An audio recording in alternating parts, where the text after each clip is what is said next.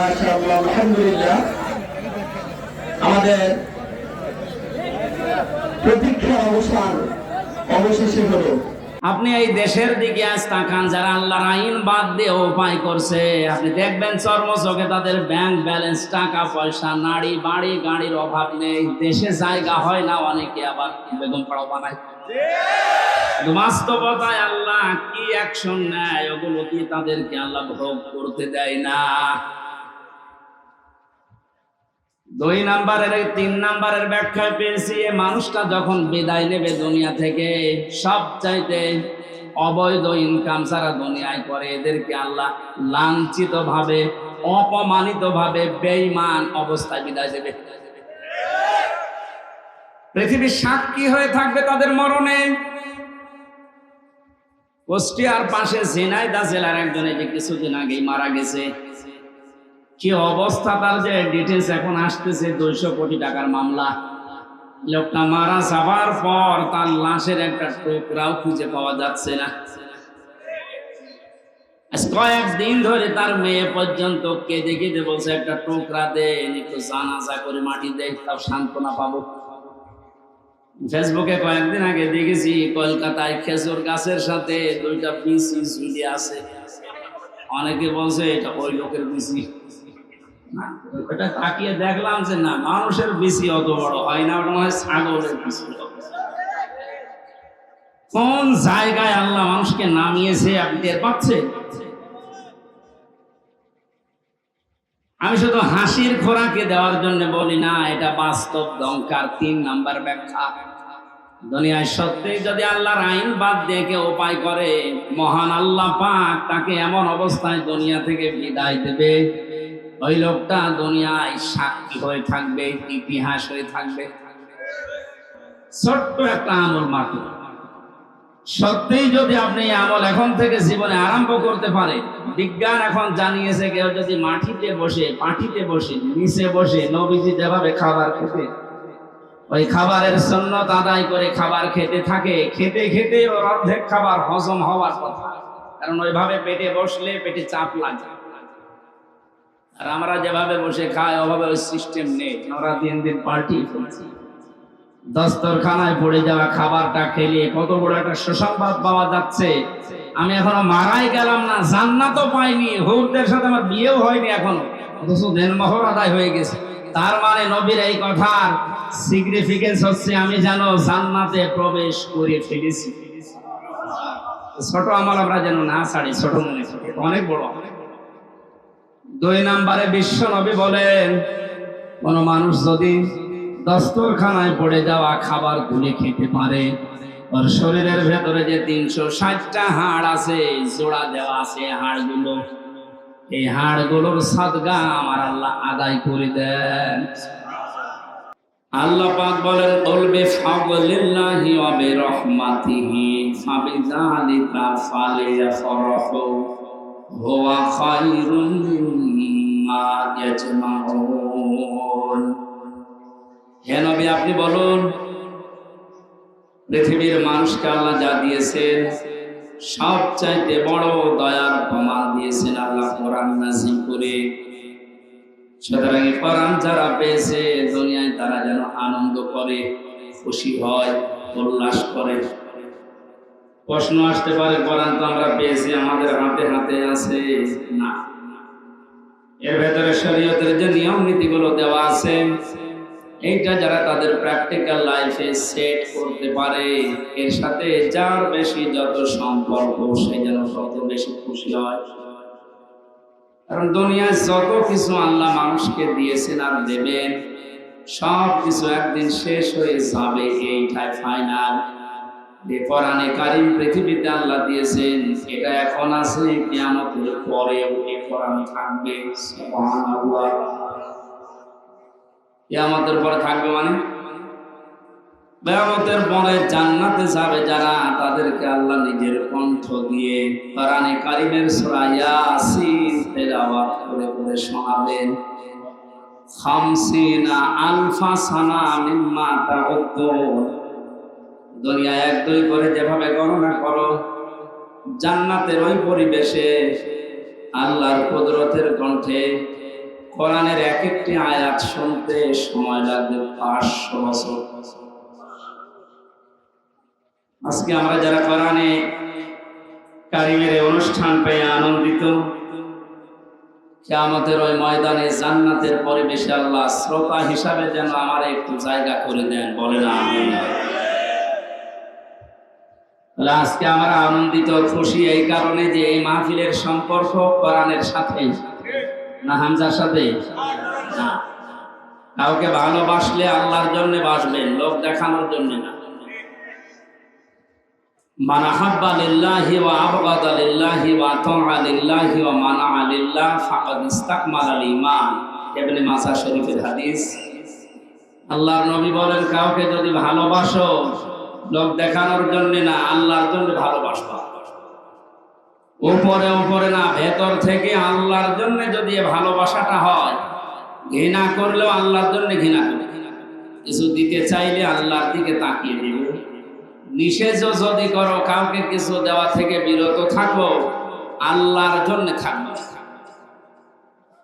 ফাকাদ ইসতাকমালাল ঈমান। আল্লাহর নবী বলেন, সে যেন তার ঈমানকে পরিপূর্ণ করে নিল। জোরে বলেন সুবহানাল্লাহ। এই যে 4টা কথাই হাদিসে আছে, শুনতে যত সহজ মনে হচ্ছে, এটা প্র্যাকটিক্যাল লাইফে মেলানো কি অত সহজ? অনেক কঠিন বিষয়। আল্লাহর জন্য কাউকে ভালোবাসা এটা এমনি আসবে না। ইন্নাল্লাযীনা আমানু ওয়া আমিলুস সালিহাতি সায়াজআলু লাহুমুর রাহমানু ওদ্দা। আল্লাহ তাআলা বলেন, যারা ঈমান আনে আর দাবি অনুযায়ী দুনিয়ায় যারা ভালো কাজের আঞ্জাম দিতে পারে, তাদের প্রতি সৃষ্টি জগতের একটা ভালোবাসা আল্লাহ নিজে তৈরি করে দেয়। সুতরাং এটা ঈমানের দাবি অনুযায়ী যদি ভালো ভালো কাজে আঞ্জাম দিতে পারে, আপনার প্রতি সৃষ্টি জগতের ভেতরে ভালোবাসা মহব্বত পয়দা করে দেবে কে? আমরা যদি ভালোবাসি সত্যি কাউকে, আল্লাহর জন্য বাসবো। এই বাস্তবতা আমরা এখনো টের পাইনি অনেকে, এই জন্য হাদিসের ভাষা বুঝতে পারছি। আল্লাহ আমাকে সহ যারা এসেছে এখন থেকে মরণ পর্যন্ত কাউকে কিছু দিলেন আল্লাহর জন্য।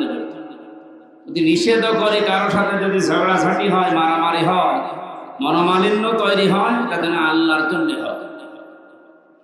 আল্লাহ আমাদের ঈমানকে পরিপূর্ণ করে দেবেন, আর পরিপূর্ণ ঈমানদারের জন্য আল্লাহর বানানো বাগান জান্নাত অপেক্ষা করছে। আল্লাহ আমাদেরকে তৌফিক দিন হাদিসটা আমল করার, বলেন আমিন। দরুদ আর সালাম পড়ছি আমাদের নবী, মানবতার মহান শিক্ষক মুহাম্মদ রাসূলুল্লাহ সাল্লাল্লাহু আলাইহি ওয়াসাল্লামের প্রতি, যার আদর্শ পেয়ে আমরা খুশি না বেজা? খুশি। কিয়ামতের ময়দানে বিশ্ব নবী মুহাম্মদ রাসূলুল্লাহকে যারা দুনিয়াতে আদর্শ মেনে চলতো, কিয়ামতে নবী তাদেরকে উম্মত বলে পরিচয় দিয়ে কাছে টানবেন, সুপারিশ করে জান্নাতে পাঠাবেন।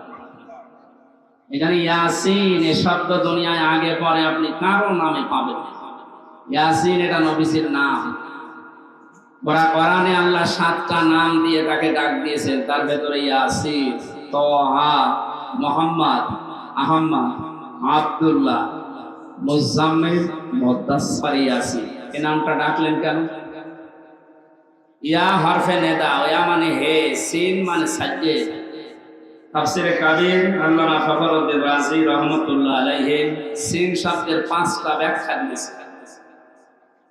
তিনি বলেন, সিন মানে সাজ্জেদুল আলামিন, সিন মানে সাজ্জেদুল কাউনাইন, সিন মানে সাজ্জেদুল বাশার, সিন মানে সাজ্জেদুল আম্বিয়া, সিন মানে সাজ্জেদুল মুরসালিন।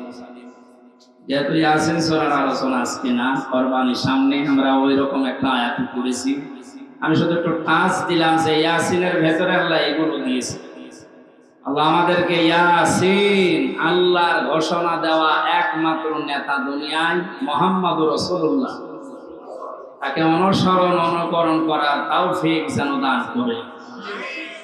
এটা জিলহজ মাস আরম্ভ হয়ে গেছে। পৃথিবীতে যত শ্রেষ্ঠ দিন আছে, রমজানের পরে, মুহররমের পরে সবচাইতে দামি দিন আল্লাহর কাছে এই 10 দিন। নবীজি উম্মতদেরকে জানিয়েছেন, জিলহজ মাসের শুরু থেকে কুরবানির দিন পর্যন্ত যে 10টা দিন তোমরা পাবে, কমপক্ষে 7টা কাজ দুনিয়াতে না করে থাকবে না। তার 1 নম্বরে এ মাসের শুরুর আগ পর্যন্ত যারা দাড়ি, গোঁফ, চুল, শরীরের বিভিন্ন অঙ্গ প্রত্যঙ্গের পশমগুলো কেটেছিলেন, এই 9 দিন না কেটে যেদিন আপনি কোরবানি করবেন তার আগের দিন কেটে ফেলবেন। দ্বিতীয় নম্বরে এ মাস আসার সঙ্গে সঙ্গে বিশ্বনবী মুহাম্মদুর রাসূলুল্লাহ রোজা রাখা আরম্ভ করতেন।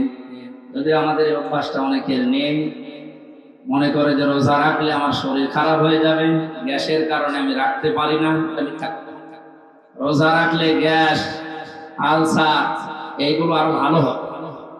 কারণ মানুষের শরীরের ভেতরে হজম করার যে সমস্ত যন্ত্রপাতিগুলো আল্লাহ দিয়েছে এগুলোর একটা লিমিট আছে। খেতে খেতে এগুলোর লিমিট আমরা পার করে ফেলেছি, তখন মেশিং আর কাজ করে না, উল্টাপাল্টা রোগ দেখা দেয়। নবীজি যেহেতু এটা মেনে চলতেন, প্রতি মাসে 3টা রোজা রাখতেন, প্রতি সপ্তাহে 2টা রোজা রাখতেন, এই জন্য জীবনে কোনোদিন তার গ্যাস্ট্রিক, আলসার, পেটের পীড়া এগুলো দেখা দেয়। আর আমাদের সবার এই রোগগুলোই ভরা। আমরা তার এই নির্দেশ বাদ দিয়ে অন্যদিকে যাই, এ কারণে আমাদের রোগ শোক থেকে মুক্ত হওয়ার লাইফ পাই। নবীজি বলেন খাবারের পরে একটা সুন্নাত আছে, মিষ্টি খাওয়া। কি খাওয়া বলেন বলেন? এটা ক্লাস চলছে, জবাব দেবেন ছাত্রের মতো। খাবারের আগে সুন্নাত আছে 3টা, খাবারের পরে কয়টা? আগে। পরেরটা আমাদের অনেকের মনে থাকে বা আমরা করি। আগে যে 3টা আছে ওটা মনেও থাকে না, ও করে। বিশ্বনবী জানিয়েছেন আমার উম্মতেরা যখন খাবার খাবে পেটকে যেন 3 ভাগ করে নেয়। খাবার পেলেই আপনি মরণের খাওয়া খাবেন না। 3 ভাগ করার ভেতরে 1 ভাগ খালি রাখবেন হজম হওয়ার জন্য, 1 ভাগ খাবার আর 1 ভাগ পানি। এটা দিয়ে যদি কেউ নিয়ম করে খাবারের পরে একটু মিষ্টি জাতীয় কিছু খায়, এগুলো হজম হতে সাহায্য করে, কোনোদিন ওর পেটের পীড়া দেখা দেবে। এরপরে সপ্তাহে 2 দিন রোজা আছে, সোম আর বৃহস্পতিবার। এরপরে মাসে 3টা রোজা আছে, 13, 14, 15 তারিখ। এগুলো করলে আপনার হজম শক্তি বাড়তে থাকে, কারণ মেশিন গুলো একটু রেস্ট পাবে। আমরা এগুলো রেস্ট দিতে চাই না, জন্মের খাওয়া খায়, কোটি পর্যন্ত খায়। এরপরে মিষ্টি খাওয়া সুন্নাত, তার মানে আরো খাওয়া আছে। আপনার রোগ বাসা বাঁধবে না, বাঁধবে কি? সামনে যে কোরবানি দেবে হাজারো মানুষ, অনেকে নিয়ত করে আছে কোরবানি দিয়ে গোশত সব ফ্রিজে রেখে দেব, যতদিন মনে লাগে খাবো। আস্তে বলেন, জোরে বলেন, যাই বলেন, এটা হারাম না, জায়েজ। আপনি যদি নিজের মাংস নিজে আপনি খেতে পারেন, সবটুকু পরিবারস্থ লোকদেরকে নিয়ে, আপনি কাউকে দেবেন না, কোনো অসুবিধা নেই। যেটা দেওয়া ওটা মুস্তাহাব। ওটা কি? গরিবকে 1 ভাগ দেওয়া, নিজের আত্মীয় স্বজনকে 1 ভাগ দিয়ে, নিজে একেবারে যতটুকু আছে ওইগুলো যেহেতু আল্লাহর জন্য আপনি কোরবানি দিচ্ছেন। ওলিন্না সালাতি ওয়া নুসুকি, নবী আপনি বলেন আমার নামাজ, আমার কোরবানি, এগুলো কার জন্য? আমি আল্লাহকে দান করে দিয়েছি, সব আল্লাহকে হাদিয়া দিয়েছি। এরপরে আমি যে 3 ভাগের 1 ভাগ পেলাম, এইটা তো বেশি। এরপরও যদি আপনার আত্মীয় স্বজন বেশি হয়, পরিবারের সদস্য বেশি থাকে, আপনি সব নিজে আনন্দ করে খেতে পারেন, পরিবারস্থ লোক, বাইরের লোক দাওয়াত দিয়ে খাওয়াতে পারেন, অসুবিধা নেই। এটা ছোট মনের কাজ, যারা ফ্রিজে রেখে রেখে মাঝে মাঝে বের করে খান। আমি খাবারের কথা বলছিলাম। বিশ্বনবী মুহাম্মদ রাসূলুল্লাহ খাবারের আগে যে 3টা সুন্নাতের কথা বলেছেন, আমরা যেন মনে রাখতে পারি। আমি তাহলে মাসে জিলহজ শুরু হলে নবীজি রোজা রাখতেন। এখানে রোজা আছেন কিনা আমি জানি না, আগামী যে কয়েকদিন সময় পাচ্ছেন কোরবানির আগে, যদি সমর্থ থাকে, শরীর স্বাস্থ্য ভালো থাকে, রোজা রাখতেন। 3 নম্বরে মাস আসলে নবীজি জিকির বাড়িয়ে দিতেন। কি বাড়াতেন? আরো জোরে বল। জিকির কি?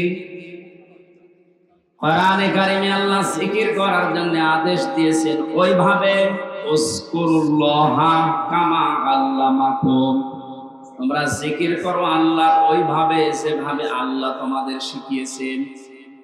বাংলাদেশের কুমিল্লা জেলার বড়রা আর দেবিদ্বার আমি খোঁজ রাখি, কিছু না কিছু এই সমস্ত জায়গাগুলোতে জিকিরের নামে এসে ফিকির আরম্ভ হয়েছে এই কয়েক বছর ধরে, আগে ছিল কিনা আমি জানি না। এগুলো বন্ধ করবে, কারণ উযকুরুল্লাহ কামা আল্লামাকুম, জিকির করো ওইভাবে যেভাবে শিখিয়েছেন হামজা কে কামা আল্লামাকুম, যেভাবে আল্লাহ তোমাদের শিখিয়েছেন। এখন আল্লাহ জিকির শিখিয়েছেন কিভাবে, যেহেতু এই মাস আসলেই নবীজি জিকির বাড়িয়ে দিতে। আল্লাহ রাব্বুল আলামিন বলেন, নবী আপনি জিকির করবেন, ওয়াযকুর রাব্বাকা ফি নাফসিকা তাদাররুআ ওয়া খিফাতা ওয়া দুনাল জাহরি মিনাল কওলি বিল গুদুবি ওয়াল আসাল ইলা আখির। সূরা আরাফ 9 নম্বর পারার 15 নম্বর পৃষ্ঠা 13 নম্বর লাইনের 205 নম্বর আয়াতটা তাফসীরে ইবনে কাসিরে পাবেন। আল্লাহ পাক বলেন, নবী আপনি জিকির করবেন 1 নাম্বার মনে মনে। কিসে? এই ছাত্রের মতো জবাব দিতে পারেন না, বলেন বলেন। 2 নম্বরে কান্না জড়িত কণ্ঠে, 3 নম্বরে ভীত সন্তুষ্ট হয়ে, 4 নম্বরে উচ্চ আওয়াজ বাদ দিয়ে। এটা যেহেতু রেকর্ড হচ্ছে, কালকে সারা দেশে ছড়িয়ে যাবে। এই ইবাদত এটা হাসি তামাশার জিনিস না। আল্লাহর কোন বিধানকে কেউ যদি খেল তামাশায় পরিণত করে দেয় জাতির সামনে, আল্লাহ পাক নিজে সেই লোকটার উপরে লানত দেয়। আর এটা বাংলাদেশের ব্রাহ্মণবাড়িয়া, কুমিল্লায় সবচেয়ে বেশি হয়। আল্লাহর নামে জিকির করতে করতে এমন জিকির আরম্ভ করে, কোরআনে নেই হাদিসে নেই, সব ওরা বানিয়েছে। অথচ আল্লাহ জিকির করতে বলেন কিভাবে, যেভাবে উনি শিখিয়েছে, হামজা যেভাবে শিখিয়েছে ওইভাবে জিকির করলে সওয়াব হবে। এ সহজ কথা না বুঝে উল্টা দিকে নিয়ে যান। মানে আল্লাহর নাম বাদ দিয়ে কেউ যদি রাসূলুল্লাহর নাম নিয়েও জিকির করে, এত মর্যাদা যার কথা বললাম, ইয়াসিন হে নেতা, এ শব্দটা যাকে আল্লাহ নির্ধারিত করে দিয়েছেন, আল্লাহর ঘোষণা দেওয়া নেতা কয়জন, তার নামেও জিকির করা জায়েজ নেই। ইয়া যদি ইয়া রাসূলুল্লাহ জিকির কর, কবিরা গুনাহ হবে। কারণ জিকির হবে আল্লাহর নামে, দরুদ হবে রাসূলের নামে। এক কথা বুঝতেছেন? আজকে থেকে সিদ্ধান্ত নেওয়া লাগবে যে জিকির আমরা আল্লাহ বাদে কারো করব না। আর 4টা পদ্ধতি দিয়েছেন আল্লাহ জিকিরের, মনে মনে, কান্না জড়িত কণ্ঠে, ভীত সন্তুষ্ট হয়ে, আর উচ্চ আওয়াজ বাদ দিয়ে। জিকিরের শব্দ হবে 4টা, সুবহানাল্লাহ, আলহামদুলিল্লাহ, লা ইলাহা ইল্লাল্লাহ, আল্লাহু আকবার। বাংলাদেশে এখন 48,000-এর উপরে সরকারি জরিপে দরবার আছে। আপনি একটা দরবার আমার নিয়ে চলেন যেখানে এই 4টা শব্দের বাইরে জিকির হচ্ছে না, নিয়ে চলেন। আমি জানি চট্টগ্রামের আব্দুল জব্বার রহমতুল্লাহ আলাইহি যে দরবার ছিল বাইতুল শর, এখানে নিয়ম নীতি ছিল, এখন অনেক পাল্টিয়ে ফেলেছে। বাকিগুলোর কথা তো বলার মতো ভাষা আমাদের নেই। কিছুক্ষণ ওখানে গেলেই সুবহানাল্লাহ, আলহামদুলিল্লাহ, আল্লাহু আকবার দেয়। এরপরে আলী বাবা, শাহ আলী বাবা, দয়াল বাবা, ন্যাংটা বাবার নামও জিকির হচ্ছে। বলেন তো জিকিরের শব্দ কয়টা, সিস্টেম কয়টা? এর বাইরে যদি কেউ শরীয়ত বানিয়ে বলে না আলী বাবা বলেও জিকির জায়েজ আছে, পরিমাণ থাকবে। যেহেতু এলাকাতে অনেকে না বুঝে করেন, এটা বাদ দেন। জিলহজ মাস আসলে নবীজি জিকির বাড়িয়ে দিতেন, কিন্তু আল্লাহর শেখানো পদ্ধতিতে। জিকিরের দ্বিতীয় অর্থ হচ্ছে আল্লাহর আইন, আল্লাহর বিধান। খুব খেয়াল করে শুনবেন। আমান আরাদান যিকরি ফাইন্না লাহু মাঈশাতান দানকা ওয়া নাহশুরুহু ইয়াওমাল কিয়ামাতি আ'মা। সূরা তাহা 16 নম্বর পারা 19 নম্বর পৃষ্ঠা 13 নম্বর লাইনে আছে 124 নম্বর আয়াত। এটা তাফসীরে ফি জিলালিল কোরআন থেকে বলছি। আল্লাহ তাআলা বলেন, আমার জিকির, আমার আইন, আমার নিয়ম কানুন বাদ দিয়ে যদি কোনো দুনিয়াকে উপায় করে, টাকা পয়সা ইনকাম করে, সম্পদ, আমি আল্লাহ ওর জীবন সংকীর্ণ করে দেব। এ কথা তো আমি বানালাম নাকি? বলেন বলেন, আল্লাহর কথা কি 100% সত্য? এটা যে কত অথেন্টিক এখন বাস্তবতার দিকে তাকান আপনি টের পাবেন। দমকার আমি 27টা ব্যাখ্যা পেয়েছি তাফসিরে। 1 নম্বরে পৃথিবী থেকে যদি আল্লাহর আইন বাদ দিয়ে, আল্লাহর বিধান যেটা আছে ওইটা বাদ দিয়ে উপায় করে টাকা পয়সা, চর্ম চোখে দেখবে যে হ্যাঁ উপায় হচ্ছে, আল্লাহ পাক বলেন ওর ভেতরে 1 নম্বরে আমি কোনো বরকত রাখবো না। চর্ম চোখে দেখবে যে টাকা পয়সা 10 লাইন দিয়ে আসতেছে, 15 লাইন দিয়ে চলে যাওয়ার ব্যবস্থা করে দেবে। 2 নম্বরে দুনিয়াতে ওই লোকটা কোনদিন ওই সম্পদ আল্লাহ পাক তাকে ভোগ করতে দেবে না। এটা আমি বানালাম না, মানে আমি বানালাম। আপনি এই দেশের দিকে আজ তাকান, যারা আল্লাহর আইন বাদ দিয়ে উপায় করছে, আপনি দেখবেন চর্ম চোখে তাদের ব্যাংক ব্যালেন্স, টাকা পয়সা, নাড়ি বাড়ি গাড়ির অভাব নেই, দেশে জায়গা হয় না, অনেকে আবার বেগম পাড়াও বানায়। বাস্তবতায় আল্লাহ কি অ্যাকশন নেয় ওগুলো কি তাদেরকে আল্লাহ ভোগ করতে দেয় না। 2 নম্বরের 3 নম্বরের ব্যাখ্যা পেয়েছি, এই মানুষটা যখন বিদায় নেবে দুনিয়া থেকে, সব চাইতে অবৈধ ইনকাম যারা দুনিয়ায় করে এদেরকে আল্লাহ লাঞ্ছিত ভাবে, অপমানিত ভাবে, বেঈমান অবস্থায় বিদায় দেবে। পৃথিবীর সাক্ষী হয়ে থাকবে তাদের মরণে।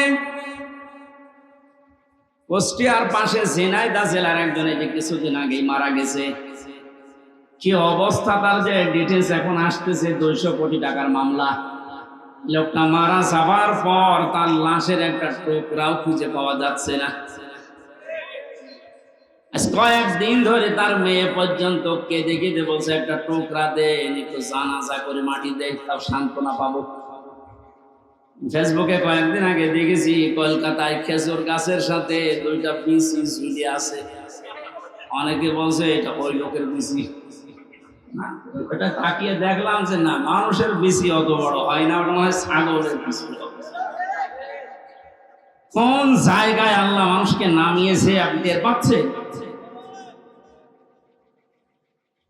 আমি শুধু হাসির খোরাকে দেওয়ার জন্য বলি না, এটা বাস্তব দমকার 3 নাম্বার ব্যাখ্যা।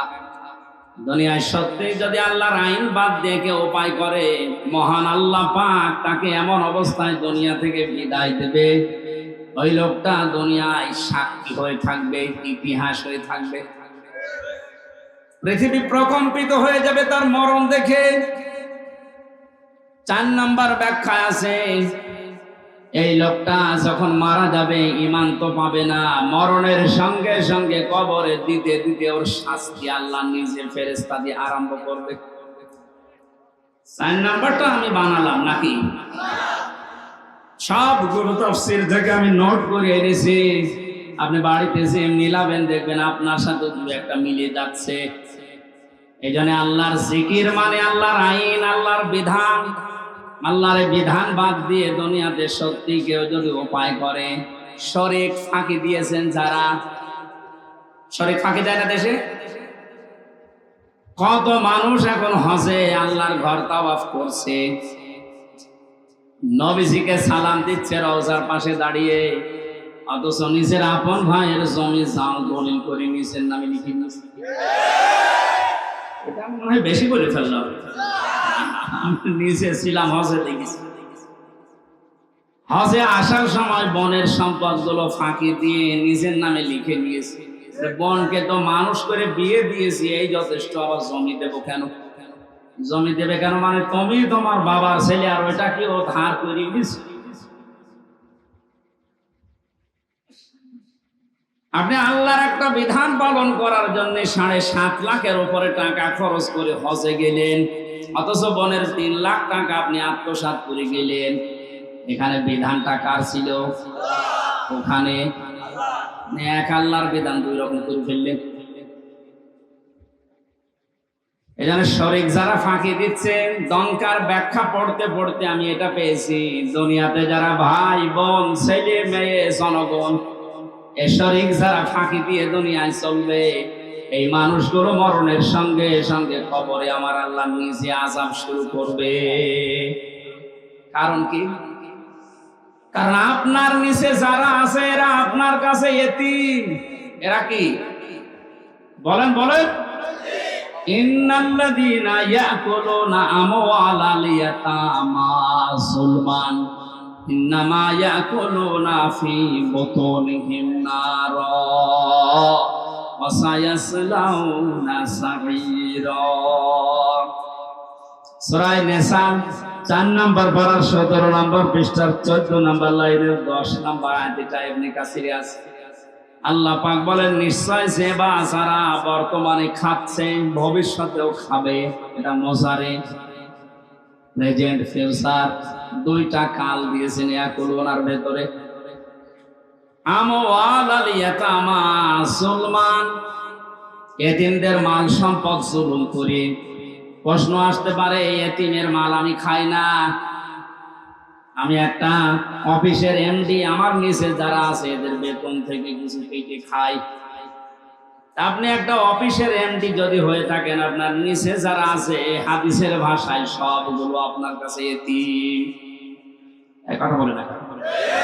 কুমিল্লা জেলার ডিসি যিনি আছেন, এসপি যিনি আছেন, প্রশাসনিক ভাবে ওনার নিচে এ জেলায় যত থানার ওসি, ইউনো, যত পুলিশ কনস্টেবল আছে সব তার ওই সিআরের কাছে এতিম।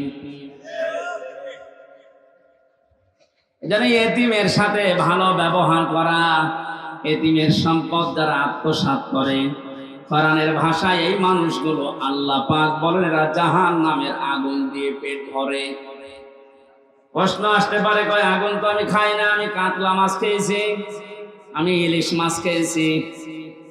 আপনি যদি সত্যি মানুষের সম্পদ আত্মসাৎকারী হয়ে থাকেন, শরীক ফাঁকি দেওয়া লোক এখানে যদি সম্পদ যতই আপনি ভালো খাবার খান না কেন, আল্লাহর ভাষায় ওটা জাহান্নামের জ্বলন্ত আগুন।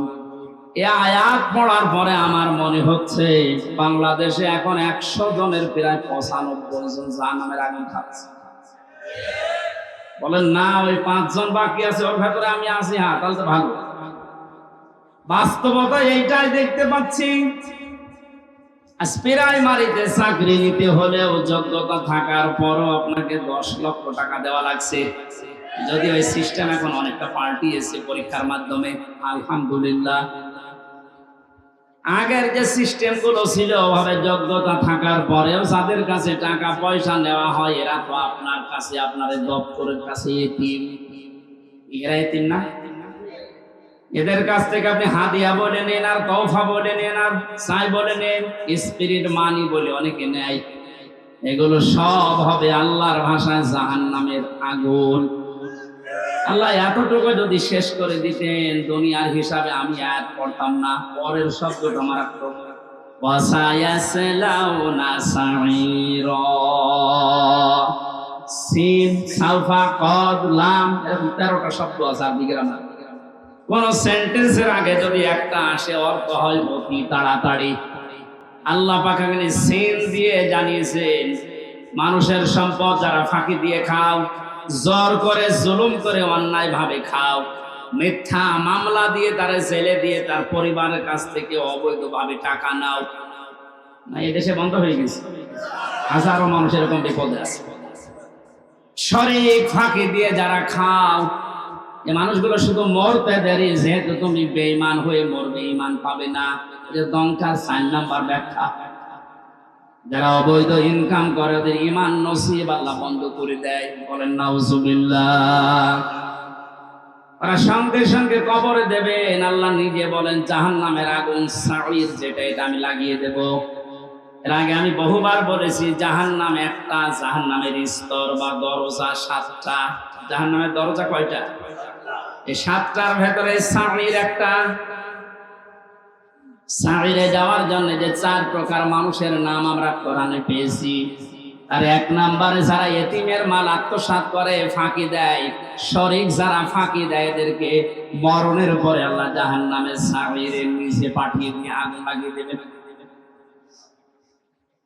কুমিল্লাবাসী কারো দিকে তাকিয়া নিজের ইমানের দিকে তাকিয়ে বলেন তো এখানে শরীক ফাঁকি দেওয়া মানুষ আছেন কিনা? আওয়াজ দেওয়া আকারে আওয়াজ দিবি, আমার মনে হয় এই এলাকায় সব নেই। এই শরীক ফাঁকি দিয়েছেন কারা? দেখি হাত তোলেন তো। একজন। আমি তো তামাশা করি নাই ভাই। সত্যি যদি এরকম থাকেন আপনার ক্ষতি আপনি নিজে করছেন। যাদের জন্য আখের গোছাতে শরীক ফাঁকি দিচ্ছে আপনি চোখ বন্ধ করে দেখেন, এ মানুষগুলো একদিনও আপনার লাশকে বাড়িতে রাখতেও রাজি হবে না, বলবেন হাসি না। অথচ তাদের আরামে শান্তিতে রাখার জন্য আপনি নিজের ভাইয়ের নিজের বোনের সম্পদটা ফাঁকি দিয়ে রেখে দিলেন। আরে ভাই আপনি এখন যদি চোখ বন্ধ করে যান আপনি তো বেঈমান হয়ে মারা গেলেন। ওই অবৈধ সম্পদটা আপনার মেয়ে, আপনার ছেলে, আপনার স্ত্রী আরো অবৈধ কাজে ব্যয় করবে, আর ফ্ল্যাক্সি লোড হয়ে বিকাশ নগদ হয়ে সব আপনার খবরে যাবে। যদি বলেন আমার তো নগদ খোলা নেই, এমনি খুঁজে যাবে, খোলা লাগবে। আল্লাহ আমাদেরকে সহজ ভাবে বুঝ যেন দান করেন, বলেন আমিন। জিলহজ মাস 4 নাম্বার নবীজি বেশি বেশি যেটা করার জন্য আহ্বান জানিয়েছেন সেটা হচ্ছে এই মাস যারা পাবে সমর্থ যদি থাকে অবশ্যই যেন তারা হজ করে। আজ হাজারো মানুষ হজ করার সামর্থ্য থাকার পরও হজে যাচ্ছে না। এখানে যারা দায়িত্বে আছেন, এই মন্ত্রণালয়ে যারা আছেন, আমাদের পাশের রাষ্ট্র হিন্দু রাষ্ট্র, হজে যাওয়ার পরে আমি দেখেছিলাম ওখান থেকে হজে যেতে বাংলাদেশের 3 ভাগের 1 ভাগ টাকা লাগে। তারাও তো এত দূর থেকে যায়, হজের খরচ যারা উল্টা পাল্টা করে বাঁচিয়ে সিন্ডিকেট করে এখান থেকে হাসিদেরকে আল্লাহর ঘর পর্যন্ত যেতে বাধা দিচ্ছেন, আপনিও আল্লাহর পথে বাধা দানকারী হিসাবে কিয়ামতে উঠবেন। এর সাথে যারা রিলেটেড আছেন তারা এখান থেকে সতর্ক হন, ওদেরকে সতর্ক করে। ওরা নিজেরা তো জাহান্নামে যাচ্ছে, আপনার সাপোর্ট নিয়ে আপনাকেও নিয়ে যাচ্ছে। যদি বলেন আমি কি করবো, আমার তো কিছু করার নেই, আমি একেবারে নিচে আছি। ঈমান রাখার জন্য যে পদ্ধতিগুলো আছে 3টা, ওটার একটাও তো আপনার থাকা লাগবে।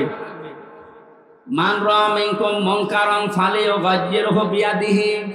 তোমাদের ভেতরে কেউ যদি আল্লাহ বিরোধী শরীয়ত বিরোধী কোনো কাজ দেখে সে যেন অবশ্যই তার হাতের দ্বারা বাধা দেয়। হাত মানে এই হাত, হাত মানে এই হাত।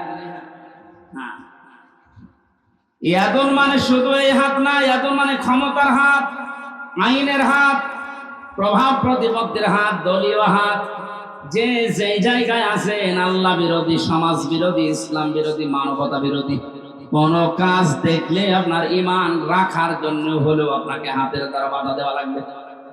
এটা যদি কেউ করে সে ফার্স্ট ক্লাস ঈমানদার।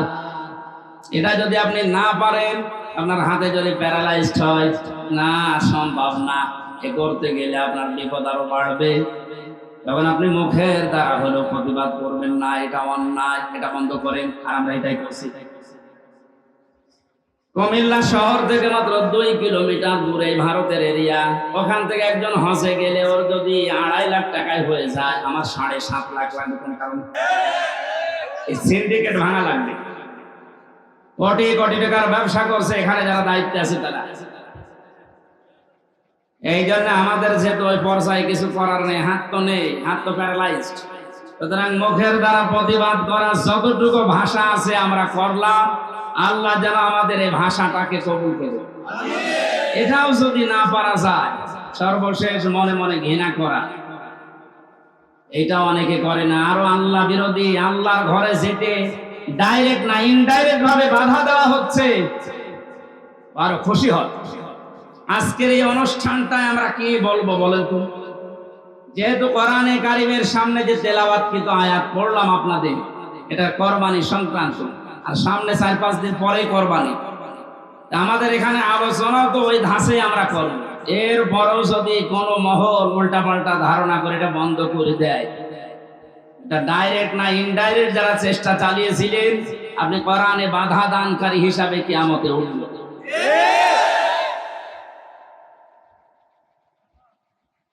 জাহান্নামের স্তর বলেছিলাম কয়টা?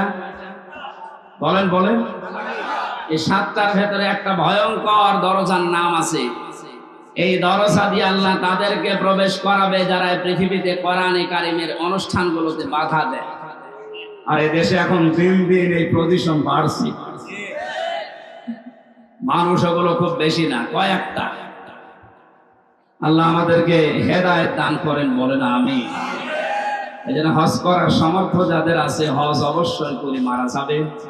হজ করার সামর্থ্য থাকার পরও যদি কেউ হজ না করে মারা যায়, নবীজি বলেন ও হয় ইহুদি হয়ে মরবে নাই খ্রিস্টান হয়ে মরবে, ওটা আমার দেখার দরকার নেই। ধরে বলেন নাউজুবিল্লাহ। জিলহজ মাসের এই আমলগুলো আমরা শুরু করতে পারি।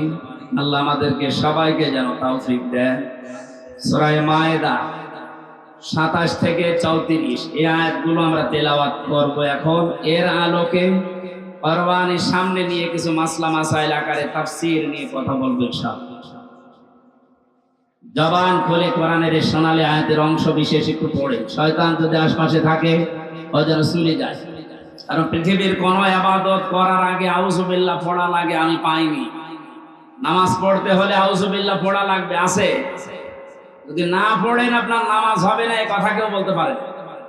রোজা রেখেছেন আউযুবিল্লাহ পড়েননি, আপনার রোজা হবে না? এই যে হজে যাচ্ছে যারা আউযুবিল্লাহ পড়েনি, হজ হবে না? কোরআন পড়তে গেলে যদি কেউ আউযুবিল্লাহ না পড়ে, কোরআন পড়া তো হবে না, আরো গুনাহ হবে। কারণ এটা ওয়াজিব তরক করার গুনাহ। আইদা ক্বরাতাল কুরআনা ফাস্তাইজ বিল্লাহি মিনাশ শাইতানির রাজিম। নবী আপনি যখন কোরআন আরম্ভ করবেন তখন আল্লাহর কাছে আশ্রয় চান শয়তান থেকে। এটা কি নফল না ওয়াজিব? বলেন বলেন। কেন এত গুরুত্ব বলেন তো? নামাজের মতো, রোজার মতো, হজের মতো এত বড় বড় বিধান পালন করতে গেলে আউযুবিল্লাহ পড়া লাগছে না, অথচ কোরআন পড়তে গেলেই পড়া লাগে। এই কারণেই, কারণ অন্যান্য ইবাদতে শয়তান মানুষকে যত না ধোঁকা দেয়, কোরআনের কাছে আসলে তার চাইতে বেশি ধোঁকা দেয়। কারণ শয়তান জানে যদি ওর কাছে আসে, আর এটা যদি জানে আমি শয়তানি করব কোথায়, কারণ শয়তানি করার জায়গা থাকবে। এই জন্য সবচাইতে বড় বাধা ওর কোরআনের কাছে মানুষ আসতে চাইলে ও বিভিন্ন অ্যাঙ্গেলে বাধা দেয়। আজকেও বাধা দিচ্ছি। এই জন্য আশপাশে যদি থাকে শয়তান, সে মানুষ হোক আর জিন হোক, ও যেন চলে যায়। বলেন আউযু বিল্লাহি মিনাশ শাইতানির রাজিম। বিসমিল্লাহির রহমানির রহিম।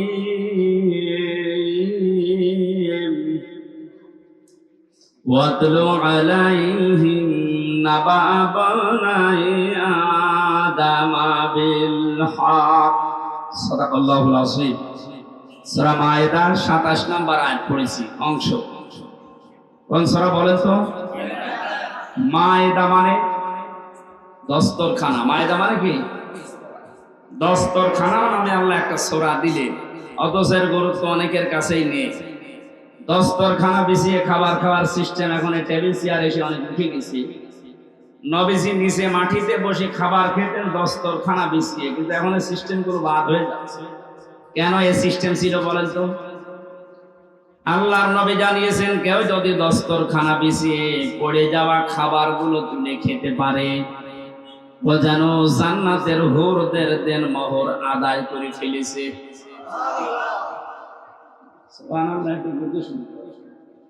আপনি কি এখনো মারা গেছেন? বলেন না কেন? জান্নাতে গেছে বলেন বলেন। হুরদের সাথে বিয়ে আপনার হয়েছে, দেন মোহর তো দূরের কথা, এখনো মারা যাননি, জান্নাতেও যাননি। হুরদের সাথে বিয়ে হয়নি, দেন মোহর আদায় হবে কথা বললেন কেন? ছোট্ট একটা আমল মাত্র। সত্যিই যদি আপনি এই আমল এখন থেকে জীবনে আরম্ভ করতে পারে, বিজ্ঞান এখন জানিয়েছে কেউ যদি মাটিতে বসে, পাটিতে বসে, নিচে বসে নবীজি যেভাবে খাবার খেতে, ওই খাবারের সুন্নাত আদায় করে খাবার খেতে থাকে, খেতে খেতে ওর অর্ধেক খাবার হজম হওয়ার কথা। কারণ ওইভাবে পেটে বসলে পেটে চাপ লাগে। আর আমরা যেভাবে বসে খাই ওভাবে ওই সিস্টেম নেই, আমরা দিন দিন পাল্টিয়ে ফেলছি। দস্তরখানায় পড়ে যাওয়া খাবারটা খেলে কত বড় একটা সুসংবাদ পাওয়া যাচ্ছে। আমি এখনো মারাই গেলাম না, জান্নাতও পাইনি, হুরদের সাথে আমার বিয়েও হয়নি এখনো, অথচ দেনমোহর আদায় হয়ে গেছে। তার মানে নবীর এই কথার সিগনিফিকেন্স হচ্ছে আমি যেন জান্নাতে প্রবেশ করে ফেলেছি। ছোট আমল আমরা যেন না ছাড়ি, ছোট মনে করি, অনেক বড়। 2 নম্বরে বিশ্ব নবী বলেন, কোন মানুষ যদি দস্তরখানায় পড়ে যাওয়া খাবার গুলি খেতে পারে, ওর শরীরের ভেতরে যে 360টা হাড় আছে, জোড়া দেওয়া আছে হাড়গুলো, এই হাড়গুলোর সাদগা আমার আল্লাহ আদায় করে দেন। সাহাবায়ে কেরামের সামনে যখন এই হাদিসটা বলা হয়েছিল, গরিব সাহাবীরা বলে, হে নবী, আমরা গরিব মানুষ, 360টা হাড়ে এই যে জোড়া দেওয়া আছে, যে আঙ্গুলের ভেতরে জয়েন্ট গুলো আছে, এই কেনুয়ের ভেতরে জয়েন্ট আছে, হাঁটুর ভেতরে জয়েন্ট আছে, 360টা আছে জোড়া জয়েন্ট। আপনি যদি দস্তরখানায় পড়ে যাওয়া খাবার খান, এর যে সাদগা হয়, সাদগা গুলো আল্লাহ নিজে আদায় করে দেয়। বলেছিলেন, হে নবী, আমরা এত সাদগা আদায় করব কি করে? বিশ্ব নবী তখন এই আমলটা দিয়েছিলেন। আল্লাহ সাহাবীদের মতো আমলটা আমাদেরও করার তৌফিক দিন, আমিন। আর একটা কথা হাদিসে আছে, কেউ যদি মসজিদে কোনো ময়লা পড়ে থাকতে দেখে আর নিজের কাজ মনে করে ওটা তুলে ফেলে দেয়, তাহলে এই হাড়গুলোর জয়েন্টের সাদগা আদায় হয়। আমরা মসজিদের ময়লার দায়িত্ব মনে করি শুধু মসজিদের আর খাদেমের, আর আমরা সব আল্লাহ। মসজিদে আল্লাহর ঘরে কোনো কিছু যদি পড়ে থাকে ময়লা জাতি, ওটা তুলে ফেলে দেওয়া, এই দায়িত্ব কি শুধু মসজিদের খাদেমের, মুয়াজ্জিনের? আপনার কাছে যে প্রতিদিন সাদগা দেওয়া লাগবে, কি দিয়ে দেবেন? এরকম কিছু কাজ করা। এমনকি রাস্তায় কোনো কষ্টদায়ক বস্তু যদি পড়ে থাকে, ওইটা যদি কেউ তুলে ফেলে দেয়, সে যেন তার ঈমান আছে এটার প্রমাণ দেয়। আমি শুধু সুবহানাল্লাহ বলার জন্য বলছি না, এখানে খেয়াল করেন, রাস্তায় কোনো কষ্টদায়ক কাটা হোক, একটা ইট হোক, ময়লা হোক পড়ে আছে, জনগণের কষ্ট হয়, এটা তুলে ফেলে দিলে নবীজি বলেন তোর ভেতরে ঈমান আছে, এটার প্রমাণ হচ্ছে যে ঈমান আছে। যে মুসলমানের ঈমানের 77টা শাখা, তার সর্বনিম্ন শাখা রাস্তার কষ্টদায়ক বস্তু তুলে ফেলে দেওয়া। সেই মুসলমান কোন মানুষকে দুনিয়ায় কষ্ট দিতে পারে, এটা কি বিশ্বাস করার মতো? সুতরাং অন্যান্য জাতির উপরে যে উল্টাপাল্টা কাজগুলো হয় মাঝে মাঝে দেখি এই দেশে, এগুলো কোনো মুসলমানের কাজ না, কাজ ওদেরই আমাদের উপর চাপিয়ে। কোন মুসলমান যদি এ কাজ করেও বুঝবেন ও মুসলমানের ভেতরে ঈমান নেই। বলেন তো, রাস্তার কষ্টদায়ক বস্তু তুলে ফেলা যেখানে ঈমানের একেবারে সর্বনিম্ন স্তর, সেই মুসলমান কোনদিন সন্ত্রাসী হতে পারে? বলেন বলেন, জঙ্গি? আপনি কাঁটা পেলে, রাস্তায় ইট পেলে আরো তুলে ফেলে দেবেন যেন মানুষের কষ্ট না হয়। আর বাংলাদেশের মানুষের ঘরের আবর্জনা, নিজের উঠানের ময়লা সব এনে রাস্তায় জমা করে, কোন ঈমানের পরিচয়? আপনাদের কুমিল্লা জেলা একটু পরিষ্কার আছে, এই জন্য টের পাচ্ছেন। এগুলো যারা করছেন আপনার ঈমানই নেই, এটা ঈমানের সর্বনিম্ন একটা স্তর। এইটাও যদি আপনি না করতে পারেন, আরো রাস্তায় সব ময়লা মাটি এনে জমা করে, আপনি নবীর হাদিস অনুযায়ী বিশ্বাস করেন আপনার ঈমান নেই। আপনার কি নেই? আপনি বলেন না আমি তো কালেমা পড়ি, আরে ভাই কালেমার তো সর্বনিম্ন স্তর এইটা, আপনার এইটাই নেই তো প্রথমটা থাকলো কি করে? এখন তো 77টা আছে। আল্লাহ আমাদের সহজ ভাবে বোঝার তৌফিক দাও, বলেন আমিন। সূরা মায়েদা 120টা আয়াত আছে, 16টা রুকু আছে, 4 নাম্বার রুকু 27 নাম্বার আয়াতের অংশ পড়েছি, মাত্র একটা আয়াতের 4 ভাগের 1 ভাগ। আপনি একটু খেয়াল করে শোনেন, কত কথা আল্লাহ এর ভেতরে লুকিয়ে রেখেছে। হযরত আদম আলাইহিস সালামের 2 সন্তানের ব্যাপারে আল্লাহ আমাদেরকে শোনাতে বললেন। কুরবানি সংক্রান্ত বিষয় এখানে আছে। এই পৃথিবীতে প্রথম মানুষ হত্যা করেছিল এই কাবিল, হাবিলকে। এই জন্য দুনিয়ায় যত হত্যা হবে অবৈধভাবে, এই লোকটার আমল নামায় মানুষ হত্যার একটা গোনা যেতেই থাকবে কিয়ামত পর্যন্ত। এই জন্য দুনিয়াতে এমন কোন কাজের আঞ্জাম তৈরি করা ঠিক না যে আপনি মারা যাওয়ার পরও এটা জারি থাকে, এরকম কাজ এদেশে নেই। জেনে শুনে বুঝে শুনে এরকম কোন কাজে হাত দেবেন না যে আপনি নেই, অথচ এটা বিকাশ হয়ে আপনার খবরে যাচ্ছে। আল্লাহ রাব্বুল আলামিন সতর্ক করছেন, অতলো হে নবী আপনি তেলাওয়াত করেন, আলাইহিম নাবাবানাই আদাম বিল হক। এটা কুমিল্লার দেবীর দ্বার, এই যে উম্মত গুলো বসে আছে এদের সামনে আপনি তেলাওয়াত করেন আদম নবীর দুই সন্তানের কাহিনী যথাযথভাবে সঠিকভাবে এদেরকে আপনি ইতিহাস শোনান। প্রশ্ন আসতে পারে হাজার হাজার বছর আগে পৃথিবীর প্রথম মানব হযরত আদম আলাইহিস সালাম, তার দুই সন্তানের কাহিনী শুনে আমরা করব কি না? তারা যে একটা বিষয়কে নিজেদের পক্ষে আনার জন্য আল্লাহর যে পদ্ধতি কোরবানি দেওয়া, আমি ইতিহাস বলার জন্য এখানে বসি নাই, তাফসীর থেকে কয়েকটা কথা আনার জন্য শিক্ষা দেওয়ার জন্য বলছি। হযরতে আদম নবীর সন্তান জোড়া জোড়া তৈরি হতো ওই সময়, আগের পক্ষের পরের পক্ষের এভাবে মিল করে তিনি বিয়ে দিতেন, যেহেতু মানুষের সময় কম ছিল, ওই সময় শরীয়তে ওটা জায়েজ ছিল। বিবাহ দেওয়ার জন্য তাসলিমা আর আকলিমা, মেয়েটা সুন্দর ছিল, এই জন্য আগের পক্ষের এই কাবিল বলে না আমি এটা মানি না, আমার পক্ষে যে আসবে এটা সুন্দরী হয়নি, এই জন্য আমি ওকে বিয়ে করবো না, আমি ওইটা চাই। মেয়েদের প্রতি ভালোবাসা, তাদের সৌন্দর্যের প্রতি, তাদের চেহারার প্রতি আকর্ষণ, এটা আমার আল্লাহ দুনিয়া তৈরি হওয়ার পর থেকেই করে দিয়েছে।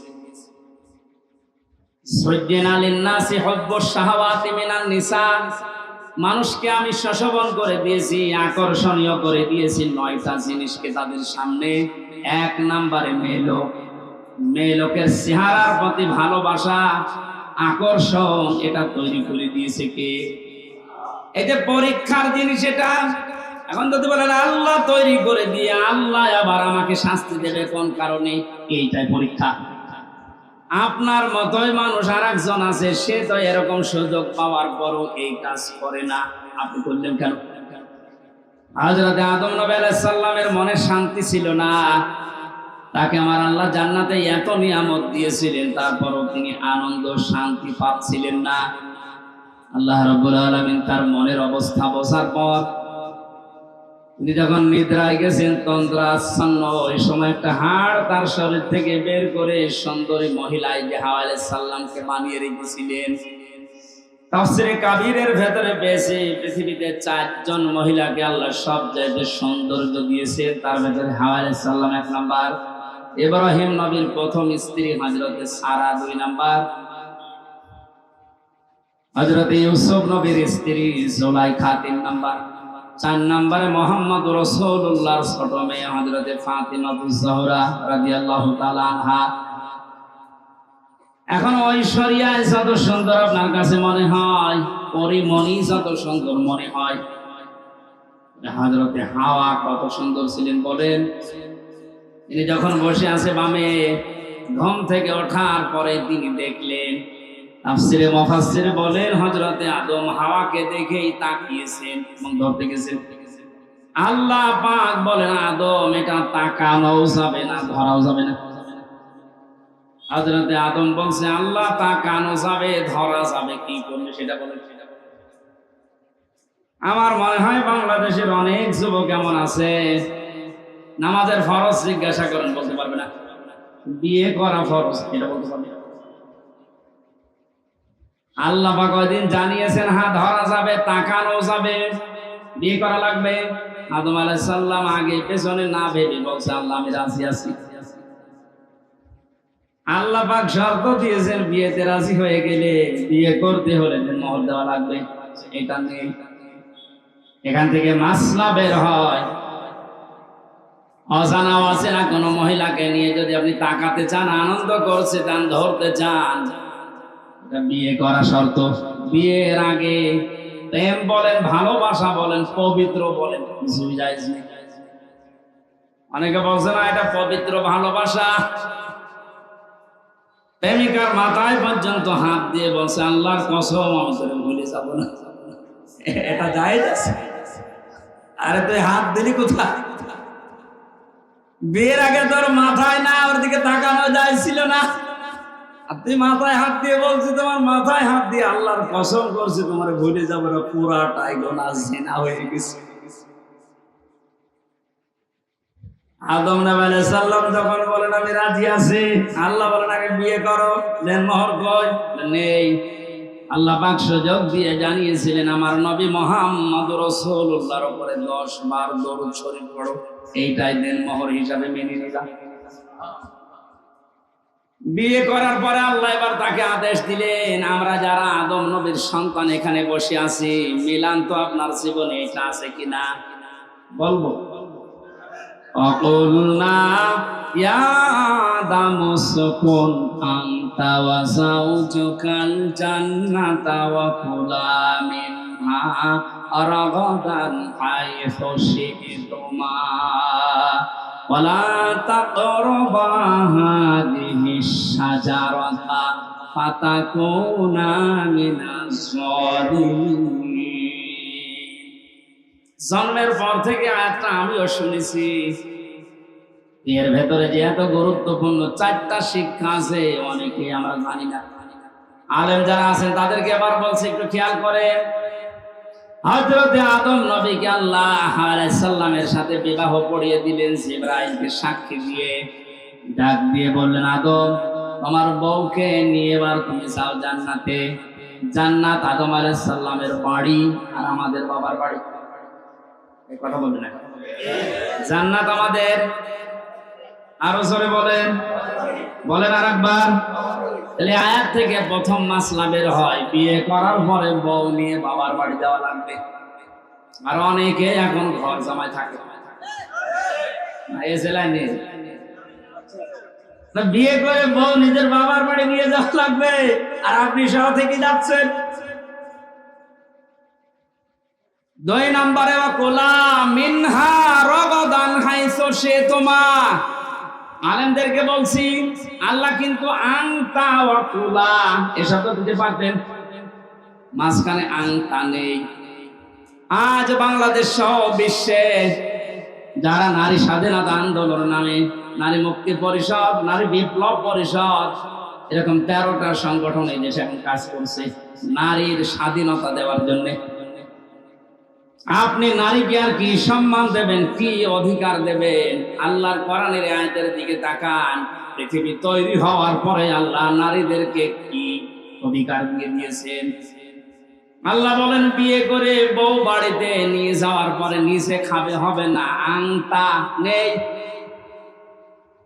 আল্লাহ বলেন খোদা একবারে নির্বাচন দিয়েছি, তুমি যেই মানের খাবার খাবে, যেই মানের পোশাক পরবে, যেই মানের ঘরে থাকবে, স্ত্রীকে ওই রকম জায়গায় ওই রকম খাবার ওই রকম পোশাক দেওয়া লাগবে। এটা নফল না, এটা ফরজ। আজ হাজারো পরিবারে এইটা নেই, এই জন্য অশান্তি। আমার কথা বুঝতেছেন? নিজে তো বাইরে ভালো মন্দ ভালোই খাচ্ছে, যাওয়ার সময় বউর জন্য বাদাম নিয়ে যাচ্ছে। আপনি যে মানের খাবার খেয়েছিলেন, যে মানের পোশাক পরেছিলেন, সেই মানের থাকেন, ওইভাবে তার ব্যবস্থা করে দেওয়া লাগবে। এটা নির্দেশ আল্লাহ আদম নবীর উপরে। আল্লাহ বলতে পারতেন আনতা হে আদম তুমি মরণের খাওয়া খাও, এরপরে যদি থাকে বউকে দাও না। একবারে কোলা দিয়ে আল্লাহ মেয়েদেরকেও আমাদের সাথে শামিল করে দিয়েছেন সমান। 3 নাম্বারটা তো আরো কঠিন, হাইসু শি'তুমা, যেখানে ইচ্ছা যাবে এই বাগানে এই জান্নাতে, যা ইচ্ছা খাবে। তার মানে আয়াত থেকে মাসলা বের হয়, বিয়ে করার পরে বউকে তালাবদ্ধ হয়ে ঘরে বসিয়ে রাখবেন না, মাঝে মাঝেই তাকে বেড়াতে নিয়ে যান বিভিন্ন জায়গায়। আপনি এমন এমন জায়গায় নিয়ে যাবেন যেন সে আনন্দ পায়। এমন একটা অনুষ্ঠানে নিয়ে যান, এখানে আর শেষের শব্দ একটু ঝামেলা আছে। আল্লাহ বলেন হাইসু শি'তুমা, তুমি নিয়ে যাও যেখানে ইচ্ছা, যাও যা ইচ্ছা খাও। ওয়ালা তাকরাবা হাযিহিশ শাজারা, এই গাছের কাছে যাবে না। কোন গাছ?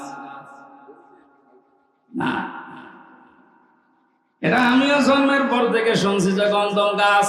আরে ভাই, এটা যদি শুধু গন্ধম গাছ উদ্দেশ্য হবে, দুনিয়ায় আয়াত নাযিল করার আল্লাহ দরকার কি? আধুনিক তাফসীর গুলো আপনি দেখবেন সেখানে শুধু গন্ধম গাছ না, প্রায় 33টা অর্থ লেখা আছে। আপনার বউ নিয়ে আপনি এমন বর্ডার পার হওয়া যাবে না যে বর্ডার পার হলে আপনি আবার বিপদে পড়েন। কুমিল্লা শহর থেকে 2 কিলোমিটার পরে ভারতের কি বর্ডার, বলেন না কেন? পাসপোর্ট বাদ দিয়ে, ভিসা বাদ দিয়ে কেউ যদি যায় নিরাপদে যেতে পারবে। ওটা সীমানা, বর্ডার। আল্লাহ পাক বলেন আমারও বর্ডার আছে দুনিয়ায় 500। কত? 500 বর্ডার জানেন? এগুলো শরীয়তের বর্ডারের ভেতরে দেওয়া আছে। দুনিয়াতে বিবাহ করার পরে বউ নিয়ে আসবা, খাবা, চলাফেরা করবা, অনুষ্ঠানে যাবা, কোনো বাধা নেই। কিন্তু সাবধান, আল্লাহর বর্ডার যেন পার না হয়। এমন অনুষ্ঠানে যাওয়া যাবে না যেখানে গেলে নিজেরও পর্দা থাকে না, বউরও পর্দা থাকে না। এরকম অনুষ্ঠান দেশে নেই? শিশু মেলায় যাচ্ছে বউ নিয়ে, শিশু নেই, শুধু শিশুর খালার আর মামারা। ওখানে গেলে আপনার আরো অ্যাক্সিডেন্ট হবে। সুতরাং যদি জানেন যে এখানে গেলে নিজেরও আল্লাহর বিধান মানা যায় না, বউ মানতে পারবে না, ওইরকম অনুষ্ঠানে যাওয়া যাবে না। ওইরকম বিবাহ অনুষ্ঠানে যাওয়া যাবে না যেখানে গেলে নিজে আল্লাহর বর্ডার পার হয়ে যাওয়া লাগে, স্ত্রীও পার হতে বাধ্য হয়। এখন যদি বলেন না গেলে আবার আত্মীয়তা থাকে না, আল্লাহর বিধান বাদ দিয়ে যদি আত্মীয়তা নষ্ট হয়ে যায়, যাক ওখানে যে আত্মীয়র কারণে জাহান্নামের আগুনে যাওয়া লাগবে, ওইরকম আত্মীয় থাকার চাইতে না থাকাই ভালো।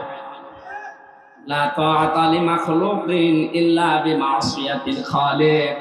আল্লাহর নাফরমানি হয় এরকম কোন কাজ দুনিয়ায় কারো অনুসরণ করা, আনুগত্য করা জায়েজ? বলেন বলেন। আল্লাহ ছোট কথাটা আমাদেরকে বড় পরিসরে বোঝার তৌফিক দিন। সুতরাং বউকে নিয়ে এমন কোন অনুষ্ঠানে, এমন কোন জায়গায় যেতে পারবেন না যেখানে গেলে আল্লাহর বিধান আর মানা যায় না। যদি কেউ যায় ফাতাকুনা মিনাজ যালিমিন, সে জালেম হয়ে যাবে। আর জালেমদের জন্য আল্লাহ নিজে মামলা রেডি করে রেখেছে। বলেন নাউজুবিল্লাহ। কোরআনে যত আয়াত আমি পড়েছি সব চাইতে সূরা শূরা 25 নাম্বার পারা, 6 নাম্বার পৃষ্ঠা, 12 নাম্বার লাইনের 42 নাম্বার আয়াত আমাকে আতঙ্কিত করে বেশি। এই এদিকে তাক। সূরা শূরার 42 নাম্বার আয়াত একটু মিলান।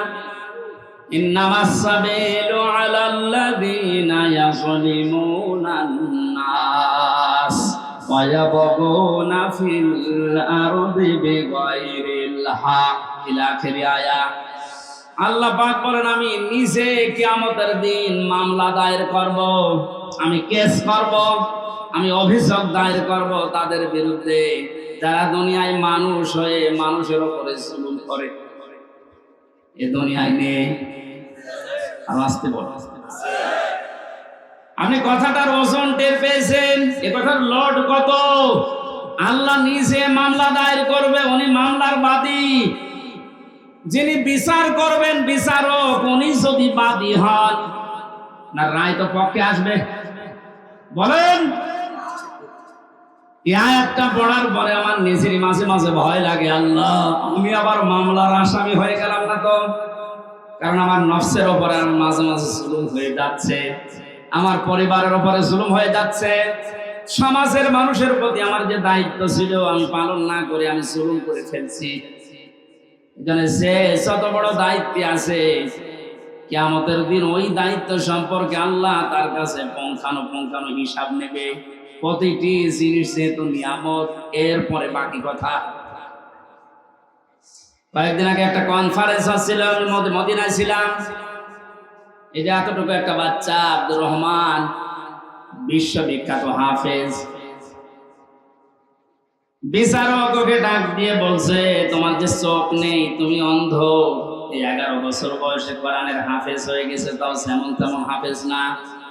বিশ্বের ভেতরে সেরা 1000 ভেতরে তুমি একজন। তোমার যে চোখ নেই, আল্লাহর উপরে তোমার কোনো অভিযোগ নেই।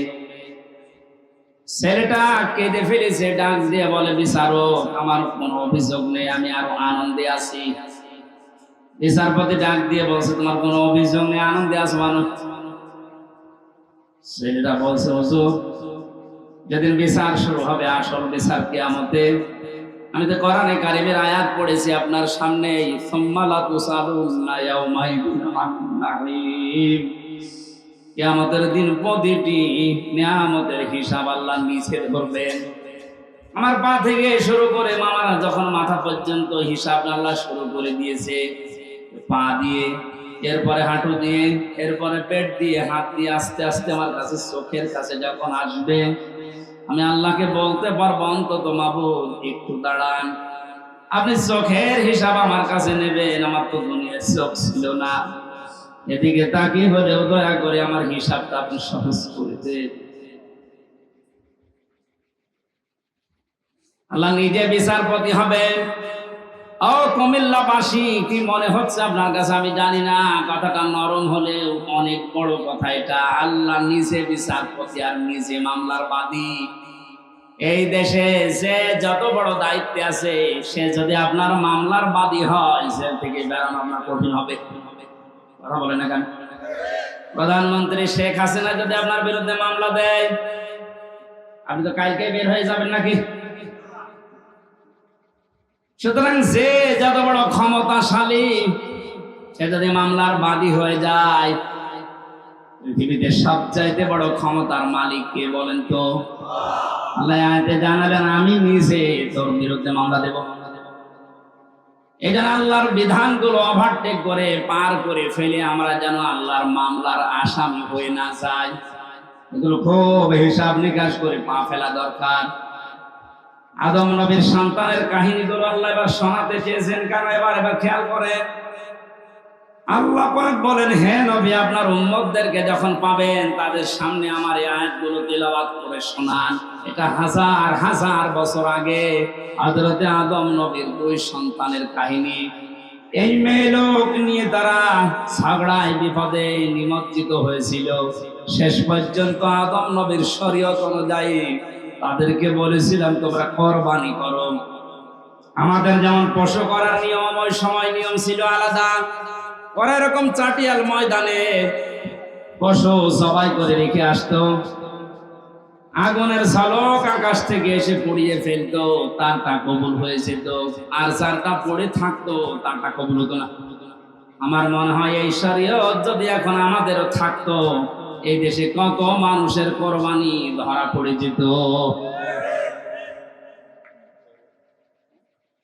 আমার ভাইরা,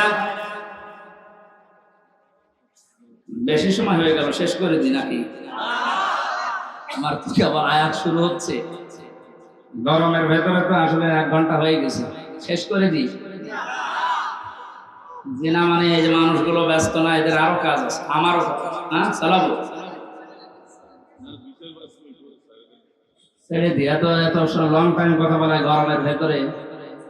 তারা কোরবানি দিয়েছিল, একজনেরটা যখন কবুল হওয়ার পরে আর একটা হয়নি, প্রতিহিংসার বশবর্তী হয়ে হাত উত্তোলন করেছিল মারার জন্য।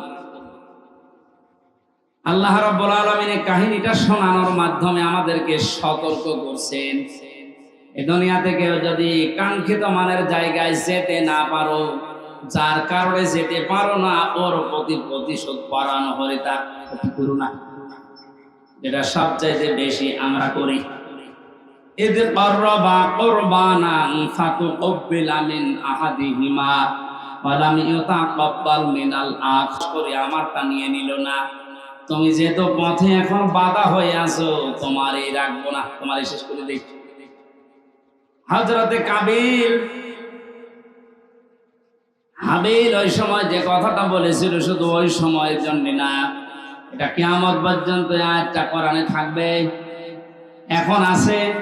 আমাদের জন্য শিক্ষা হচ্ছে, হাবিল বলেছিল, ক্বালা ইন্নামা ইয়াতাকাব্বালুল্লাহু মিনাল মুত্তাকিন।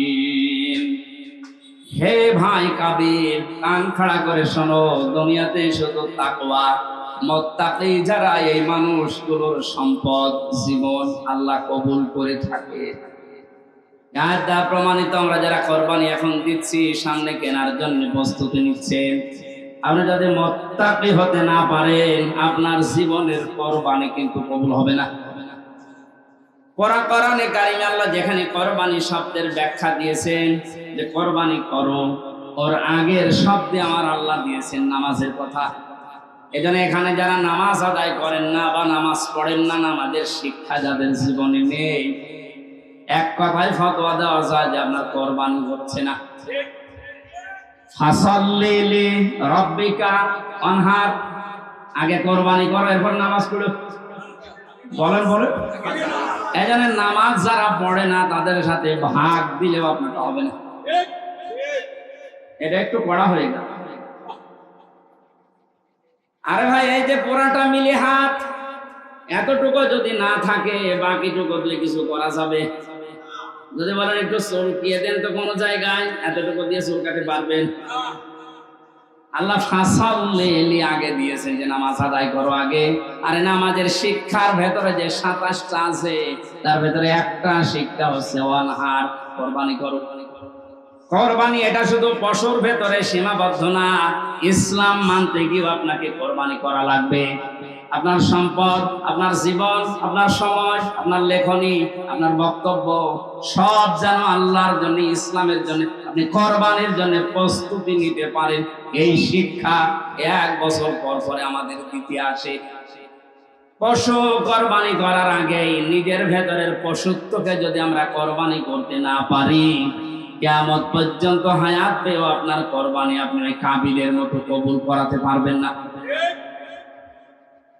এজন্য যারা জবাই করার জন্য প্রস্তুতি নিচ্ছেন, কোরবানি পশুর গলায় ছুরি দেওয়ার সঙ্গে সঙ্গে নিয়ত করবেন, আল্লাহ আমার ভেতরের যে পশু আছে অহংকার, হিংসা, দাম্ভিক্য, এটাও আমি আজকে জবাই করে দিলাম। এইরকম কোরবানি দেওয়া মানুষ বাংলাদেশে ভরি ভরি। আল্লাহ যারা আমরা কোরবানি দিচ্ছি, এভাবে কোরবানি দেওয়ার তৌফিক আমাদেরকে তুমি দান করো, যেন কাবিলের মতো হয় না, হাবিলের মতো কবুল হয়ে যায়। বলেন আমিন। সম্মানিত ভাইরা, আমি দাম্পত্য জীবন নিয়ে কয়েকটা বই লিখেছিলাম, 6টা। তার ভেতরে 2টা বই নিয়ে এসেছি। পারিবারিক জীবনে যাদের অশান্তি, এটা থেকে উত্তরণের উপায় 19টা লিখেছি।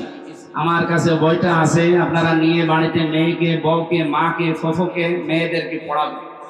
পরকীয়া, প্রেম সংক্রান্ত বিষয়গুলো কোরআন এবং হাদিস থেকে সূক্ষ্মভাবে বের করে আমরা লিখেছিলাম। আল্লাহ আমাদেরকে বাস্তবে এটা আমল করার তৌফিক দিন। প্রচন্ড গরম আর সবাই ব্যস্ত আমরা, এই জন্য অনেক রাত হয়ে গেছি, শেষ করে দিচ্ছি। আগামীতে মাহফিলগুলো আমরা শীতের সময় নেব, গরমের সময় আসলে এগুলো হয় না। এই পারভেজ ভাই উনি বাইরের দেশ থেকে এসেছিলেন, সিঙ্গাপুরে না কোথায় থাকে উনি, আসলে এই সময় তো মাহফিল হওয়ার কথা না, তারপর ওনার ডাকে সাড়া দিয়ে সে কুষ্টিয়া থেকে এসেছিলাম আপনাদের মেহমান হয়ে। এটা মোনাজাত করে এরপরে বইটা নিয়ে আপনারা বিদায় নিন। আল্লাহুম্মা আমিন। লা ইলাহা ইল্লা আনতা সুবহানাক।